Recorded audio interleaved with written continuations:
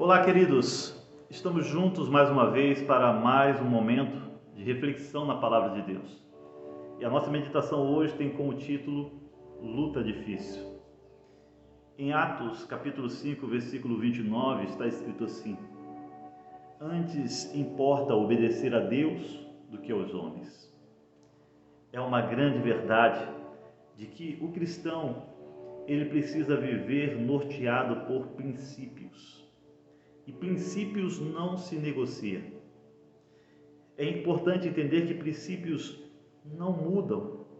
Eles permanecem, independente do tempo, lugar, independente das condições, circunstâncias ao redor. Princípios não se negociam. E aqui o apóstolo mostra que antes importa obedecer a Deus do que aos homens. Nós devemos, como cristãos, viver sempre em harmonia com as leis de nosso país, com as leis de nosso estado. Mas sempre que houver uma escolha a fazer entre obedecer à lei de Deus e à lei dos homens, devemos sempre nos posicionar ao lado da lei de Deus. Antes importa obedecer a Deus do que aos homens. Sabe, hoje no mundo nós vemos realmente uma inversão de valores. Nós vemos um mundo que segue numa direção contrária à vontade de Deus. O mundo jaz no maligno. E eu quero dizer uma coisa para você.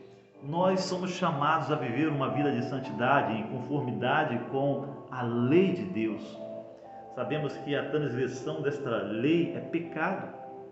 Tiago capítulo 2, versículo 10 diz: qualquer que guardar toda a lei e tropeçar num só ponto, tornou-se culpado de todos. Porque o mesmo que disse não matarás, também disse não adulterarás. Se tu, pois, não mata, mas adulteras, vens a ser transgressor da lei de Deus. Assim falai, de tal maneira procedei como aqueles que hão de ser julgados pela lei da liberdade.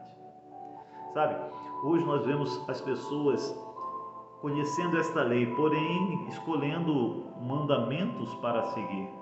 A Bíblia é clara, são 10 mandamentos e muitas pessoas escolhem alguns escolhem seguir apenas 9.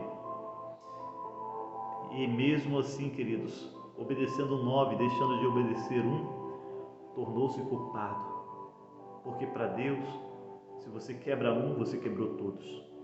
Eu chamo sua atenção que hoje em dia é claramente visível um mandamento sendo negligenciado, esquecido, passado por cima. É o quarto mandamento da lei de Deus. Está ali em Êxodo capítulo 20, versos 8 a 11. Lembra-te do dia de sábado para o santificar. Sabe, o sábado é o dia do Senhor, mas a igreja romana, ela instituiu o domingo como o dia do Senhor. Em nenhum texto bíblico nós encontramos essa transição do sábado para o domingo. O sábado bíblico, o 7º dia da semana, é o dia do Senhor. Constantino foi que ele instituiu o domingo e a igreja aceitou, a igreja romana acabou levando toda a irmandade a obedecer este dia. Sabe, quando nós guardamos o domingo, nós não estamos guardando o dia que Deus ordenou que guardássemos, nós estamos guardando o dia que Constantino instituiu, o dia que o romanismo colocou. E muitos alegam que esse dia deve ser guardado em memorial à ressurreição. Sabe, o memorial da ressurreição, o memorial da ressurreição é o batismo, não o domingo. É isso mesmo, é o batismo que representa a morte e a ressurreição de Cristo. Quero dizer uma coisa para você. Durante toda a Idade Média,